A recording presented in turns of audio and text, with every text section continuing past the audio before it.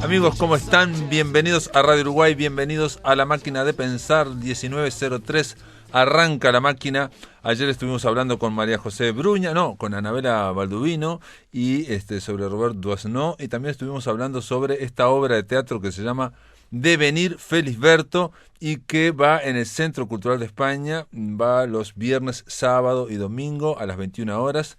La recomiendo porque aborda el universo de Por los tiempos de Clemente Collin, una novela de Felisberto Hernández que es muy, pero muy linda y donde trata precisamente el tema del recuerdo. Devenir Felisberto, reitero, en el Centro Cultural de España, viernes, sábado y domingo a las 21 horas. Y nada, ya mismo comenzamos así. Esto quiere decir que está con nosotros Lilian Irigoyen, mitologando. ¿Cómo le va? Muy bien, ¿cómo andan ustedes? El frío de acá es me afecta un poquito. Hay un frío en el ambiente, hay un frío. Sí. ¿Por qué? Porque estamos llegando al último de los trabajos de Heracles y nos está recubriendo una especie de frío. Sí, un frío triste. Pero bueno, nos tocó el último, que según algunas versiones es el último, según otras el penúltimo, e invierten los órdenes, ¿no? Ponen al Jardín de las Hespérides como el último. Pero bueno, nosotros lo tomamos así porque, no sé, por lo menos a mí me parece que este trabajo sobrepasa en todo a los demás. Ir hasta la tierra de los muertos, traer el perro que custodia, el cancerbero, que custodia la morada de los muertos y traerlo a la superficie, a la tierra de los vivos, realmente una hazaña con todas las letras y con mayúsculas. Y aparte siempre aparece en la mitología que ese viaje hacia la tierra de los muertos, no hacia Hades, es muy difícil hacerlo sin consecuencias. Casi siempre en todos los mitos tiene consecuencias importantes. O en el caso, o por lo menos con ayuda de los dioses, porque Exacto. Uno de por sí mismito no es tan fácil. De acuerdo. En este caso, bueno, dicen que Heracles tuvo la ayuda de Atenea, a intervención de Zeus, de Atenea y Hermes. Hermes, seguramente por su calidad de psicopompo, ¿no? El portador de las almas que llevaba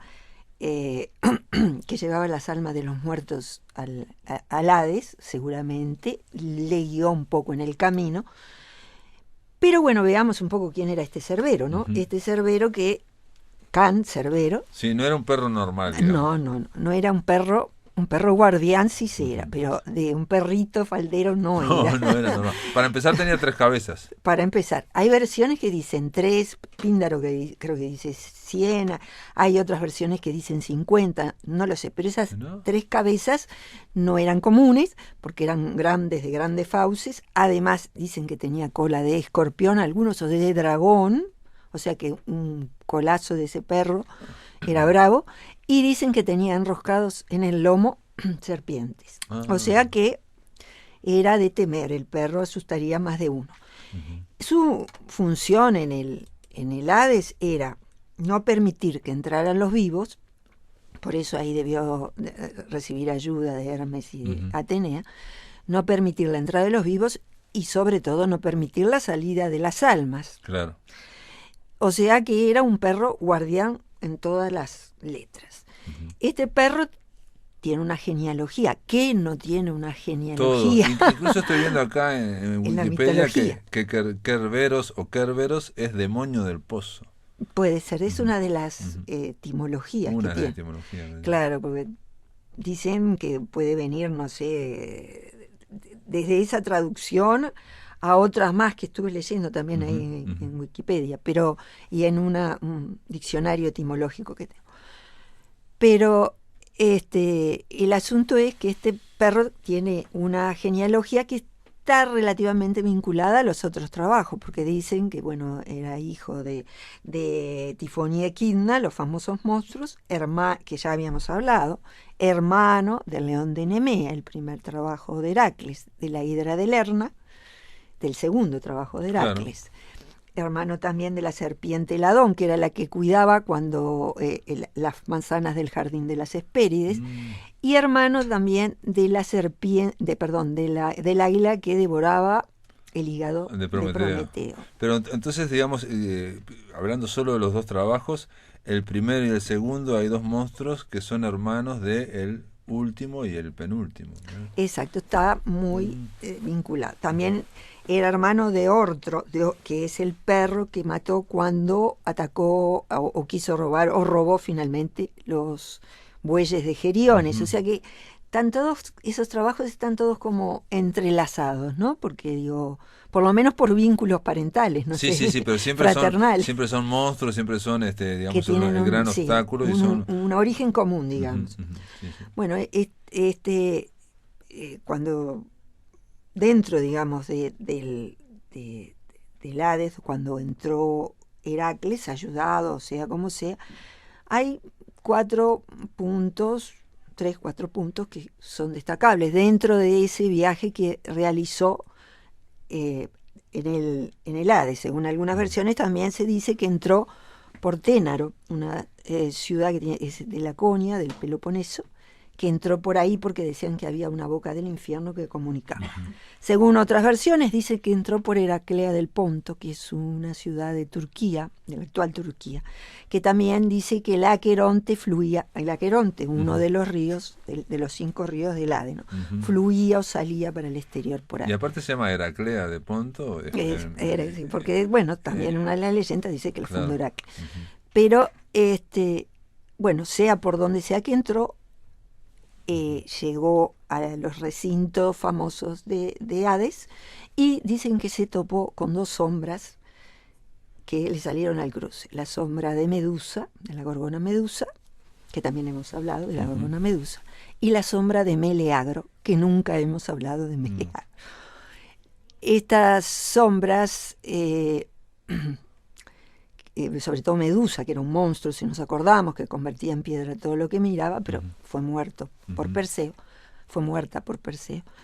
Esta Medusa intentó atacarlo, o él se sintió atacado y quiso pelear con ella, y Hermes fue el que le dijo que no se gastara porque era una sombra, o sea que la dejara correr, dicho en idioma actual, aunque lo dijo. Sí, porque en realidad, digamos, él lo estaba viendo con sus ojos humanos y estaba tratando de pelear, y era simplemente una especie de proyección. Porque reitero que el cancerbero es muy importante, este perro, este demonio, porque lo que tienen miedo todas esas civilizaciones, digamos, es el tema de que no se confundan los vivos y los muertos, ¿no? Eso es importantísimo, a través del recuerdo, de miles de cosas, ¿no? El tema de los fantasmas, los espectros, todo eso, aunque parezca mentira, está. Entonces es importante delimitarlo, cosas que para nosotros están con nuestra mente racional de los años del siglo XX, XXI, está súper claro, digamos, ¿no?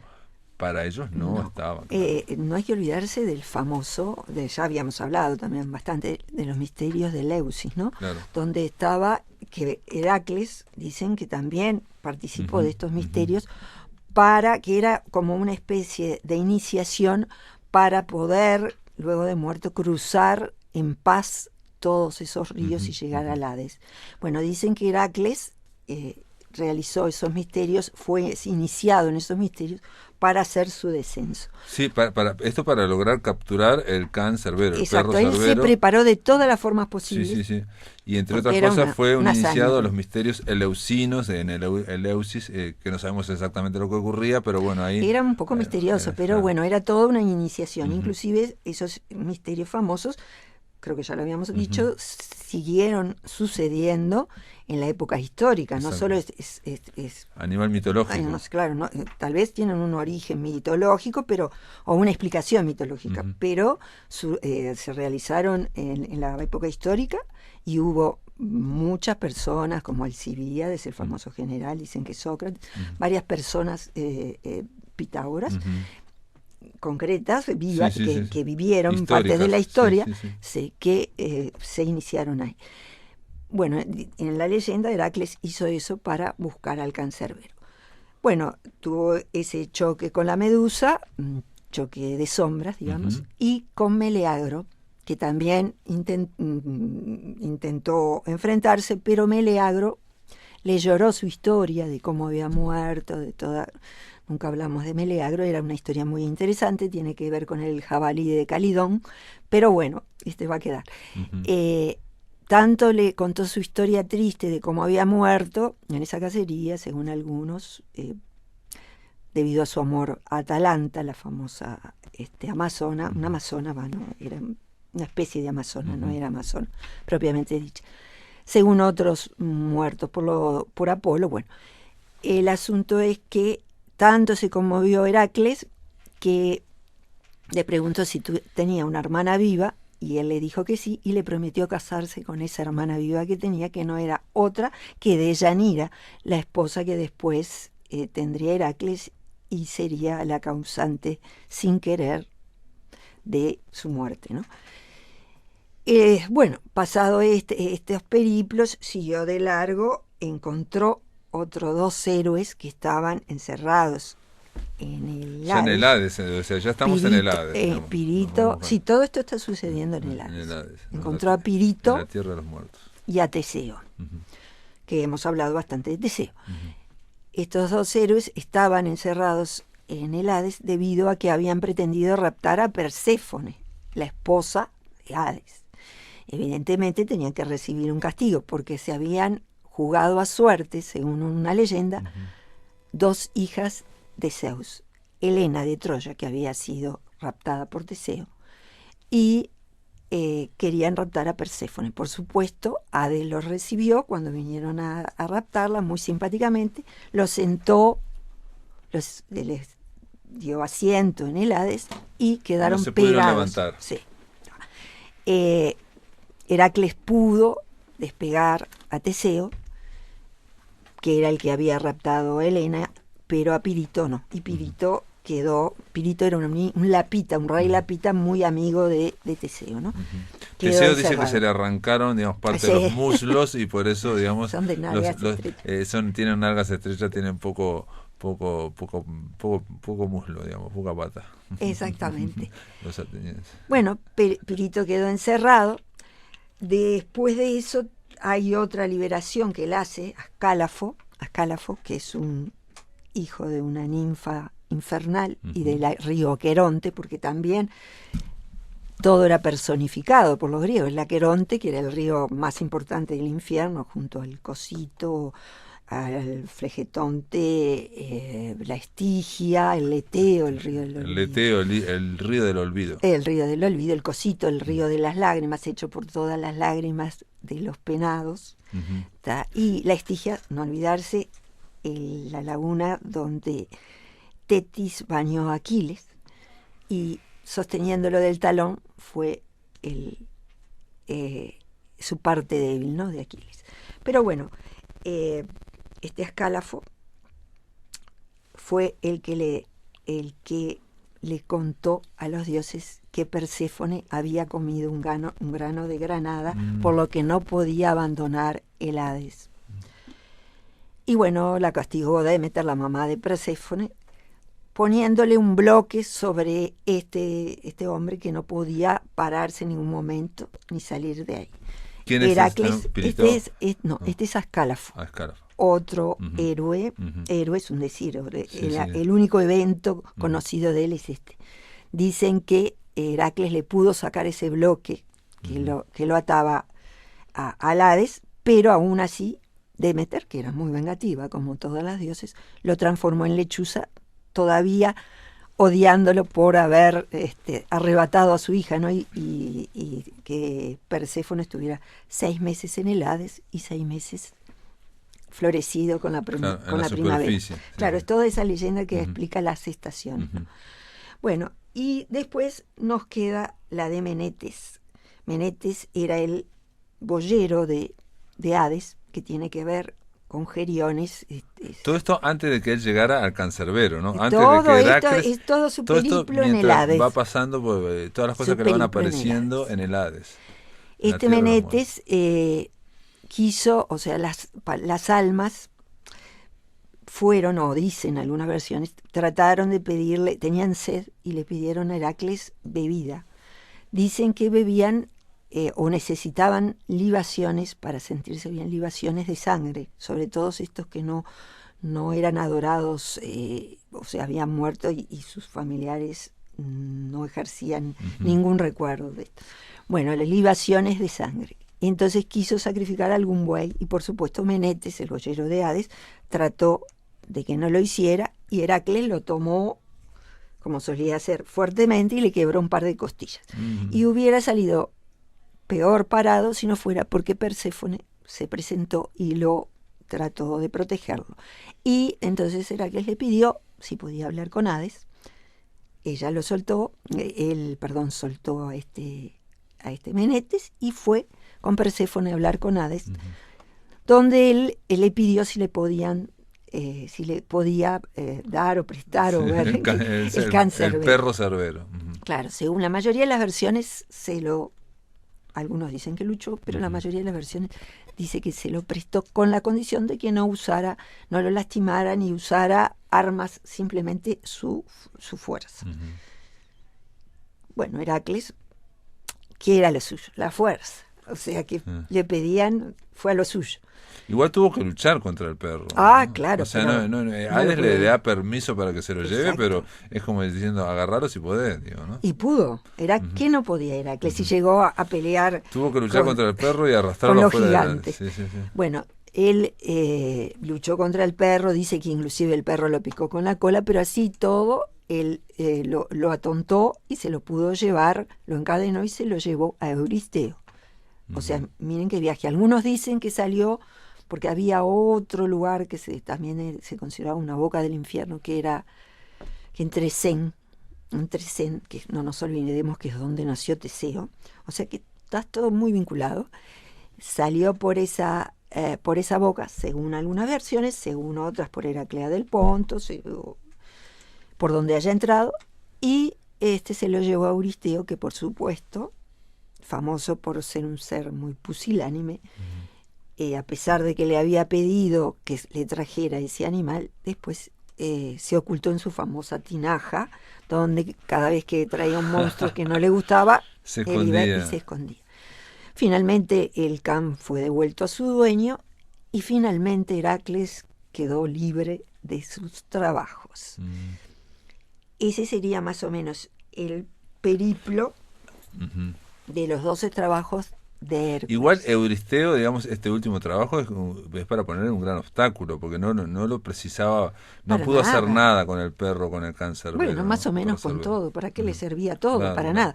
Pero él quería, la rivalidad entre Euristeo y Heracles perdura hasta en la descendencia de Heracles, porque Euristeo persiguió a los Heráclidas, o sea, los descendientes de Heracles, aún después de muerto Heracles. Hay unas tragedias de Eurípides que hablan de ese tema, ¿no? Pero toda la leyenda de Heracles, o sea, su núcleo duro, tal vez sean los 12 trabajos, pero la leyenda de Heracles es muy potente, muy fuerte, y tiene cosas que no tocamos ni podremos tocar, que tiene que ver con Ónfale, la misma de Yanira y Neso, ¿no? El centauro Neso, Ífito, Litierces, Sileo, terminamos el último trabajo de Hércules, y quizás si te parece la próxima, también un poco para cerrar el ciclo, terminar para hablar de cómo es el final de Hércules. A mí me quedaron ganas de saber qué papel tiene la esposa en esa muerte. Bueno, es como la moñita de la torta, o la vela de la torta, digamos. Sí. Y claro. Y ahí cerraríamos el ciclo de Mitologando. Muy bien, Lilian Irigoyen, gracias por estar en La Máquina de Pensar. Un gusto, como siempre. Amigos, ahora en La Máquina de Pensar vamos a recibir a una escritora. Ella es psicoanalista, Doris Ager, o Hayer, me estaba diciendo, porque es un apellido alemán, y ella es, tiene una larga trayectoria como psicoanalista, docente universitaria, y escritura en literatura, en artículos psicoanalíticos, y aquí por primera vez aparece, lo pusimos en la presentación en el blog de La Máquina de Pensar, con una novela. Fuiste también editora de varias revistas de psicología, de psicoanálisis, sí, aparte de militante gremial y política, que queda claro en La mitad de mi familia, que es un libro, una novela editada por Yaugurú, y que, la idea es hablar con Doris Ager, o Hayer, aquí en La Máquina de Pensar. ¿por qué razón, digamos, buscaste ficcionalizar lo que sería una historia familiar, ¿no? Porque queda muy claro al final de que hay una historia familiar tuya, pero a la vez queda muy claro que está novelada, ¿no? Bueno, en realidad yo siempre quise hacer una ficción de esto, ¿no? No era mi idea hacer una biografía. O una autobiografía. O una autobiografía, sí. Pero, claro, es tan pesada la historia que salió bastante autobiográfica igual, ¿no? No quedó demasiado ficcionada. Lo que pasa que es una biografía que parece una ficción. Exacto. Y de hecho al final hay como un capítulo donde se pregunta hasta dónde va la novela, hasta dónde va la biografía o la autobiografía o el testimonio. Y bueno, para eso hay un término que es muy que está muy de moda en los últimos 10 años más o menos, que es la autoficción, que no sería exactamente para mí lo de la mitad de mi familia, no sé si entraría dentro de la autoficción, porque en general la autoficción lo que hace es un poco lo contrario, es agarrar al escritor, al narrador, al autor, y ficcionalizar en torno a él. Y en este caso lo que hay es la historia tuya, Doris, por lo que yo entendí, pero con los nombres cambiados a través de una niña, la historia de una niña, ¿no? Claro. En este caso, una niña que, por un lado, está muy vinculada con Alemania, ¿no? O sea, no solo tu apellido, sino toda tu familia, de los dos lados. Mis padres eran alemanes y se vinieron por la guerra. Y a los 8 años me llevaron a conocer la familia alemana de parte de mi mamá. Y me mencionabas también, eso aparece en el libro, que tu madre y bueno, creo que tu padre también se fueron un poco de Alemania ya en el año 32, cuando Adolf Hitler gana dentro de, digamos, las elecciones internas, ¿no? del partido Nacional Socialista, y al año siguiente, en menos de 6 meses o 7 meses, gana digamos, tiene muy buena votación, aunque no gana las elecciones totales, pero ya es digamos, designado como Kaiser, como canciller, digamos, o sea, le dan y a partir de ahí va cada vez creciendo en poder, y se va devorando todo, ¿no? Se va devorando todo, pero en realidad era un líder de ultraderecha dentro de un gobierno que no era todo el gobierno de ultraderecha, ¿no? Pero fue, digamos, frente a los titubeos, a los miedos, fue avanzando en ese gobierno, y bueno, y finalmente era un imperio. Era un imperio. Los imperios estaban cayendo en ese momento. Exacto, ¿no? sí. Y los otros políticos, digamos, de centro, derecha, en fin, y que eran del imperio, fueron como muy temerosos, digamos, poco claros. Y claro, frente a alguien con tanta vehemencia, tanto ímpetu, y sobre todo con una idea tan fija como tenía este hombre, Adolf Hitler, ya sabemos cómo terminó todo eso para Alemania, ¿no? Alemania, que por un lado que era casi el pináculo, la culminación de la cultura occidental, ¿no? Estamos hablando de grandes escritores, músicos, filósofos, ¿no? Todo lo que representaba Alemania, y cayó en la mayor barbarie, ¿no? O sea, casi sin transición, ¿no? Fue una cosa impresionante. Sí, de todos modos, Hitler era un gran admirador de Nietzsche, era también un seguidor de Wagner. De Wagner, claro, sí. Los alemanes igual, aunque no fueran demasiado cultos ni demasiado finos, tenían como una tradición de la cultura. Impresionante. Esos dos nombres solamente que dijiste, digamos, cambiaron toda la música en Occidente y la filosofía en Nietzsche claramente en Occidente, ¿no? Digamos, son como cumbres.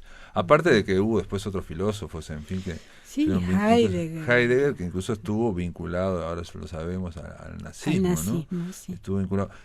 De la misma forma que ha pasado aquí en la dictadura uruguaya, estuvo vinculado más que nada para mantener sus puestos, ¿no? Era el decano de digamos, el rector de toda la universidad durante el nazismo. Sí, durante unos años fue miembro del partido nazi.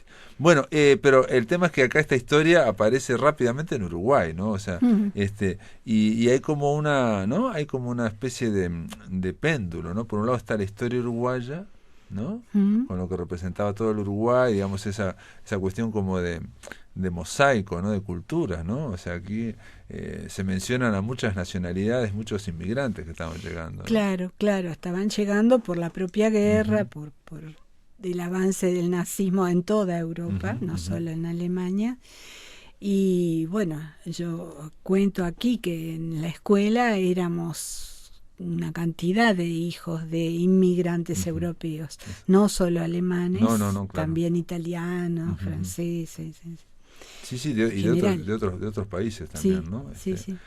Se decía que, por ejemplo, que en el Cerro había muchos yugoslavos, por ejemplo, ¿no? Rusos, sí. De otras nacionalidades. Era un Montevideo muy diferente al actual, ¿no? Y donde realmente convivían todas esas nacionalidades, ¿no? Todas estaban desembarcando, rápidamente se asimilaban a Uruguay. Y vos lo que planteás es que en un momento se hace un viaje, después de la Segunda Guerra Mundial, se hace el viaje con esa niña, y lo destacás varias veces, que en la escuela, y eso, ¿no? La maestra, si bien faltaste 6 meses... 6 meses y me lo perdonó. Es rarísimo eso. No solo me lo perdonó, la directora sobre todo, una mujer muy inteligente y muy amable, digamos, que dijo que yo había ganado más viajando, claro, que si hubiera estado en clase todos esos meses. Sí. Y confió en mí. Una visión muy amplia, ¿no? Sí, o sea, sí, que realmente está claro que uno aprende muchísimo viajando, ¿no? Claro. O sea, que no era que era que se perdían esos 6 meses, ¿no? De alguna forma. Es cierto, sí. Tiene razón. Pues yo con 8 años conocí a Rembrandt, además de conocer toda la construcción del medioevo y todo eso que estaba allí en Alemania, ¿no? Que era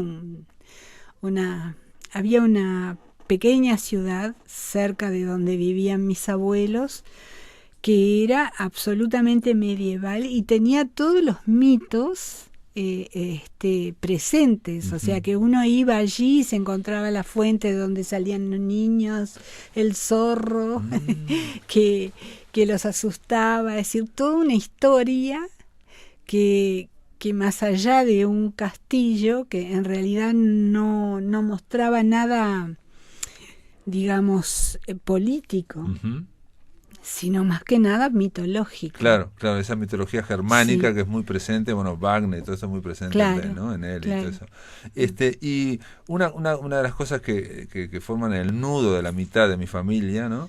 Es que por un lado tu condición de judía y por otro lado en la familia por una mitad era de ascendencia judía y la otra era nazi. Es tremendo. Bueno, no tan así, ¿no? Porque mi primer contacto es con las mujeres de la familia y yo ahí aprendí, incluso pensándolo por el libro, que las mujeres no fueron tan nazis, ¿no? Probablemente algunas sí, pero las de mi familia que tenían también el hecho de que la hija tuvo que irse de Alemania por estar con un judío, ¿no? No eran nazis, no eran intrínsecamente nazis, ¿no? Pero hablas de un señor que está casado con... Claro, de los hombres que estaban como más alejados de esa familia a la que yo fui, que era la madre y la hermana de mi mamá, sí, eran más, digamos, eran nazis, ¿no?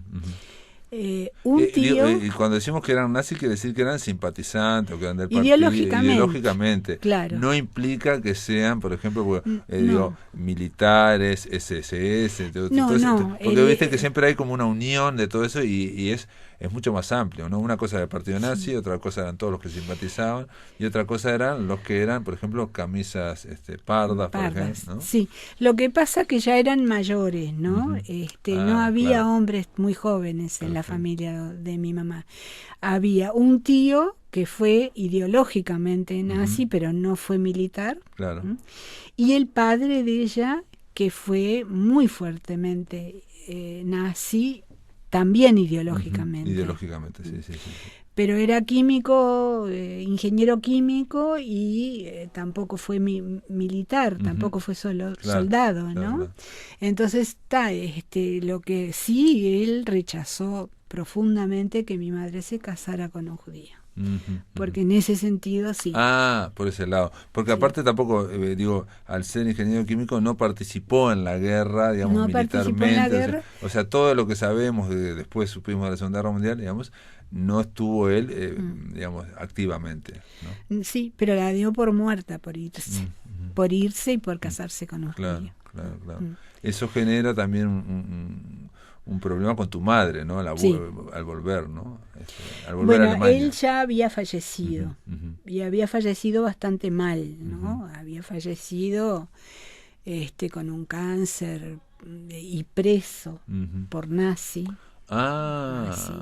Eso no lo entendí, que había estado detenido. Sí. Mirá, porque ¿qué pasa? Después de la Segunda Guerra Mundial se hizo un proceso de desnazificación que lo hicieron los aliados básicamente, y que era tratar de decirle a la gente que que dejara de ser nazi, ¿no? Básicamente. Y a algunos les salía bien el mostrarse desnazificados, y a otros no tanto. Y creo que al padre de mi madre no le salió demasiado bien. Por eso fue preso y murió preso, y con un cáncer. Porque eso se hizo mucho en la cultura alemana, sobre todo entre los artistas, porque había muchos nazis, digamos. Pero acá lo que se cuenta, entre otras cosas, es que con la gente, con los soldados, una de las cosas que le hacían era, a ver si saludaba, ¿no? Exacto. Y ellos estaban con se les escapaba el saludo nazi. El Hitler, se les escapaba la mano, digamos, y ahí decía, este es nazi, no, hay que desnazificarlo, eso es lo que implica, digamos, una serie.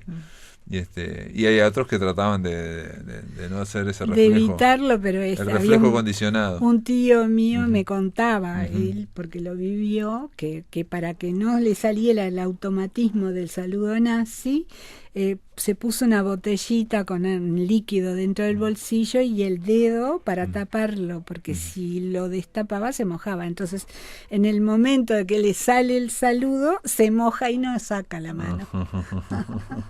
Y así lo evita. Todo para evitar, digamos, un examen que parece muy simple, muy sencillo, pero ponían ese examen porque hasta qué punto el nazismo había calado profundamente en la gente, ¿no? Sí, totalmente, estaban fascinados. Estaban fascinados, es increíble.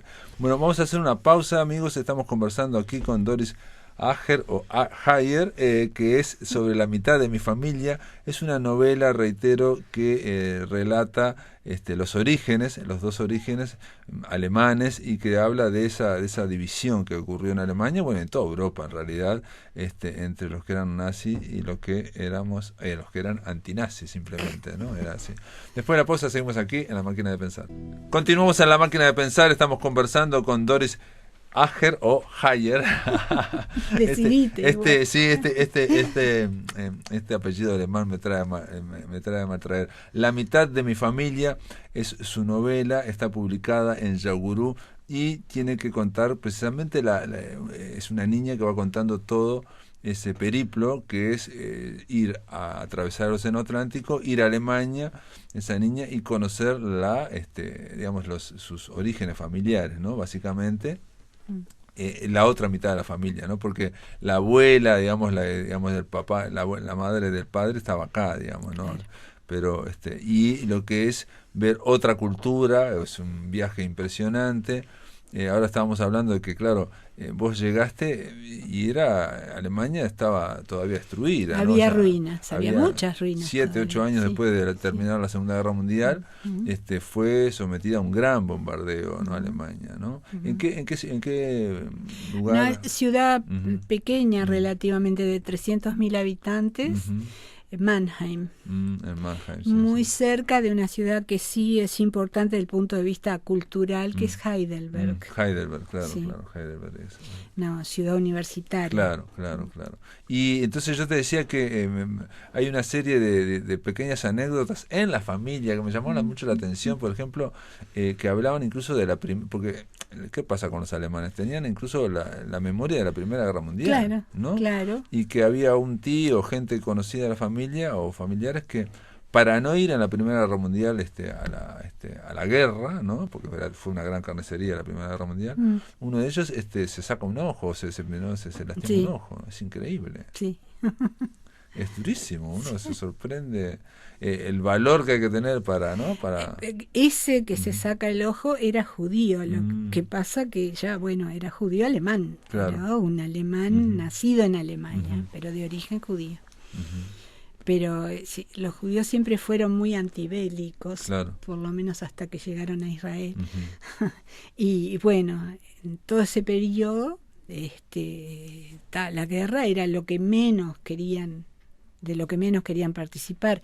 Tampoco se sentían tan alemanes como para ir a defender a Alemania, ¿no? Claro. También había una especie de separación también, ¿no? Sí. Aunque fueran judíos alemanes dentro de la propia Alemania, ¿no? Eso aparece bastante. Y después aparece algo que vertebra toda la novela, es la relación de ella, de esta niña, con su madre, ¿no? Que es muy conflictiva, ¿no? O sea, la madre también a su vez, como pasa, bueno, vos como psicóloga lo sabrás, traía otros conflictos no hablados, ¿no? O sea, con sus padres, en fin. Amaba a su padre, y su padre era un nazi que la declaró muerta, ¿no? Claro, porque ella se había casado con un judío. Por eso. Y bueno, la declaró muerta, y sin embargo ella decía que era muy buen padre. Era como difícil de conciliar ese sentimiento, ¿no? Con lo que realmente el padre fue con ella. Claro. Y ella a la vez tenía una relación muy tirante también con la hija, ¿no? Aparece ahí en la novela, ¿no? Con la niña. Claro. Y sí, porque la niña era como que ponía sobre la mesa los conflictos que ella no podía verbalizar. Claro, sí. Exhibe, digamos, esas tensiones y sobre todo ese destrato o ese hacia el padre de ella, ¿no? Hacia su padre, ¿no? Y después ocurren cosas que desde el punto de vista de la niña no puede analizar muy bien, pero está muy bien logrado eso, que es que cuando vuelven al final vuelven de Alemania, ¿no? Un año entero, que es mucho en la vida de una niña de 5 años. Obvio que es muchísimo. No vienen directamente a Montevideo tampoco, ¿no? Ahí primero a la Argentina. Y pasa algo que la niña no, la niña capta todo. La niña capta que la madre está en un amorío con alguien que está sobre el barco. Capta varias veces eso, porque se despierta en Ámsterdam y la madre no está en el cuarto. Y se entera que está con un señor, y con ese señor tiene un amorío durante todo el viaje. Los viajes eran larguísimos. Claro. ¿No? El barco 22 días. Claro, era un viaje enorme, sí. Y no habría tanto lugar tampoco, ¿no? Y no sé, pero la cuestión es que siempre la encontraba. Tenía un radar para encontrar a la madre con el señor. Impresionante. Y también lo que ocurre aquí es que hemos hablado, obviamente, parte de la novela es ese encuentro con el otro mundo que hay, ¿no? En el Océano Atlántico, ¿no? Cruzando, ¿no? Que es Alemania. Pero a la vez también hay una descripción de lo que es Montevideo también, ¿no? Y lo que es las primeras luchas políticas también, ¿no? Que había, digamos, ¿no? Sí. Yo creo que siempre amé Montevideo, ¿no? Yo no tenía ninguna ganas de ir a Alemania, me costó muchísimo. Perdón, ¿y vos hablas 5 idiomas, no? Yo hablo 6 idiomas. Porque aquí también dice que la niña habla 5 idiomas. Sí. Sí, claro. Toda la vida hablé en casa alemán y español en la calle, con mis amigos y en la escuela. Y después empecé el anglo-uruguayo a los 6 años y después aprendí francés en el liceo, italiano en preparatorios, y además, claro, al saber tantos idiomas me era muy, muy fácil aprender otro, ¿no? Y portugués en un trabajo que tuve en Varik. Así armé los 6 idiomas. ¿Y el yiddish? No aparece el yiddish, ¿no? Yo entiendo, porque es muy parecido al alemán, pero nunca nunca lo hablé. Perfecto. Bueno, y que yo te interrumpí, ¿qué estabas diciendo? Digamos? ¿Qué era? No sé. Estábamos hablando. No, porque de esa, digamos, de ese mundo que era Montevideo y ese mundo que se empezaba, digamos, ese Uruguay de ese mosaico empezaba como a moverse, ¿no? Claro. A moverse, ¿no? Obviamente también estaba la Revolución Cubana y una serie de cosas. No, vino después, ¿no? No a esa edad. Cuando yo me fui a Alemania todavía la Revolución Cubana estaba lejos. Eso fue bien en mi adolescencia o pubertad, digamos. Pero sí, yo amaba el Uruguay. Amaba el Uruguay porque además la gente era muy buena. No querías irte a Alemania. No, de ninguna manera. Nunca quise, ni a los 8 ni a los 18, cuando me volvió a llevar mi madre, ¿no? Con la intención de volver toda la familia. Sí. Y no nos adaptamos, ninguna de las dos. Eso fue interesante. Mi madre tampoco soportó Alemania como un lugar para volver. Porque ahí se enfrentaba con esa familia que fue, por lo menos los hombres, nazi, ¿no? Y eso ella no lo pudo tolerar, no lo quería ver, no quería estar en medio de eso.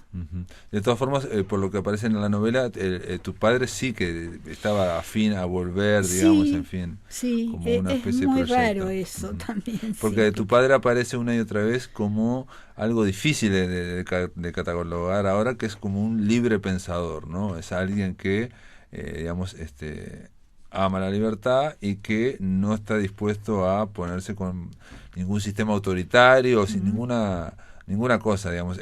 Aparece que lee Mi lucha y se da cuenta 10 años antes de lo que iba a ser Hitler, pero estaba todo escrito en Mi lucha, realmente había que saber verlo. Y de la misma forma también cuando lee a Alexander Solzhenitsyn, también se da cuenta de lo que estaba pasando en la Unión Soviética, los gulags, y también ahí se separa, digamos, ¿no? Sí, siendo un hombre de izquierda, pero nunca fue del partido. Sí, afiliado al Partido Comunista, claro. Pero aparece como alguien, como digo, por eso digo libre pensador, en el sentido de no adscribir a ningún partido que implique eso, ¿no? A mí eso mucho no me gustaba a mi padre, porque yo lo sentía eso como cobardía, pero eso porque yo era joven y... Claro. Y en la polarización de los 60 también, claro, ¿no? eso mismo, sí. Que lo que pasa es que esa polarización que Uruguay tuvo en los 60, ella la había visto en Europa. Claro, no la había visto, ¿no? Claro. Y él siempre estaba muy atento a que yo no me afiliara a ningún partido. Mirá. Entonces aparece como un libre pensador, pero sin embargo quería volver a Alemania, o le parecía bien o le parecía mal volver a Alemania. Él se sentía muy bien en Alemania. Él no sintió, parecería que no sintió el nazismo. Tuvo alguna confrontación con ex compañeros del liceo, del bachillerato, que habían estado afiliados al partido nazi, y esos los rechazó, pero no era para él no eran todos. Claro, sí. Y él de última era alemán, digamos, tu familia era alemana. Claro, ¿no? Él nació allí. Claro. Ellos llegaron de Rumania, mi abuela embarazada, y a propósito, llegó a Alemania justo como para que él naciera ahí. Mirá. Claro, entonces no era de muchas generaciones alemán, no. Era y también en un momento quiere irse a Estados Unidos. En un momento, sí. Y no le dan la visa. No le dan la visa, y eso es muy raro, porque él tenía un amigo que era afiliado al Partido Comunista, un primo y amigo, con con el que compartía todo, que hace el intento y alguien le hace el trabajito de aceptarlo en Estados Unidos, y se fue a Estados Unidos. O sea, consiguió la visa y a él no se la negaron. No se la dieron, sí. Que era libre pensador. Pero bueno, esas cosas ocurren y es parte, digamos, de esa... aparece también en el libro, me llamó mucho la atención, África, ¿no? María Luisa de las Heras, que era la modista, la esposa de Felisberto durante 2 años o 3, ¿no? Sí. Que era gente de la KGB, digamos, ¿no? Claro. Nunca sabremos, o por lo menos hasta ahora, hasta qué punto tenía, digamos, era solo un agente o era la que mandaba en todo el cono sur de la KGB, ¿no? Probablemente sí. Sí, yo soy muy amiga de Walter Dikonka. Walter Dikonka, trabajó mucho el tema porque es el nieto de Felisberto Sí, Hernández. sí, presidente de la Fundación Felisberto Hernández. Y aparece que vos la conocías, puede ser, ¿no? O que era una modista, Esa ¿no? parte es la ficción. Ah, ficción, está. Bueno, tiene que ver. Le Sí. tenía que preguntar. Sí. Porque acá aparecen muchas dudas también. Digo, Claro. mencionás a Arbelio Ramírez, va mencionando a África. Arbelio sí lo conocí. Ah, Arbelio Ramírez lo Sí, conociste. lo conocí porque la esposa era la bibliotecaria de mi facultad.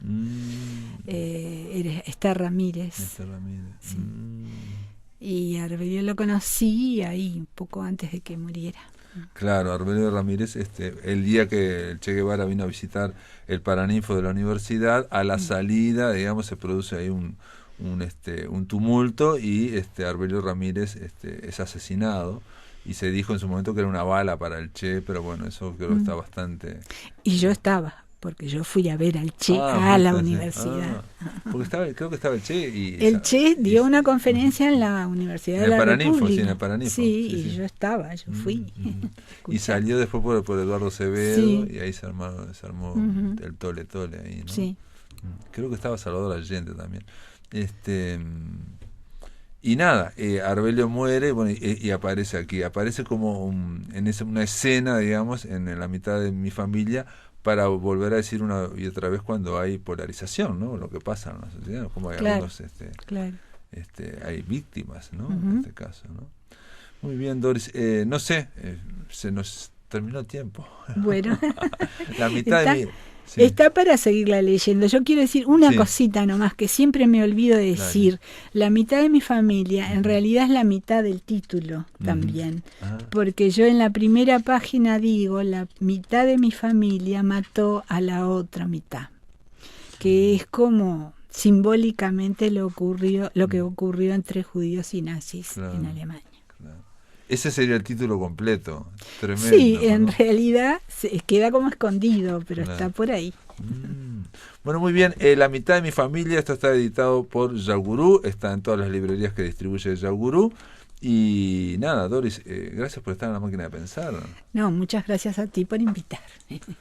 Amigos, se terminó la máquina. Mañana vamos a seguir aquí con Mitos del Futuro. Es la columna de Ramiro Sanchís, que va a hablar de una novela que se llama La Casa de las Hojas. Mitos del Futuro es una columna de ciencia ficción, fantasía, y bueno, y él dice que es un espacio de terror, de weird le llama él. Luego vamos a conversar con Nico Selves, que es un cantautor joven y que acaba de ganar con su canción El Corazón Verde el primer premio en los Premios Nacionales de Música del MEC 2019. Esto es todo, amigos, que lo pasen muy bien.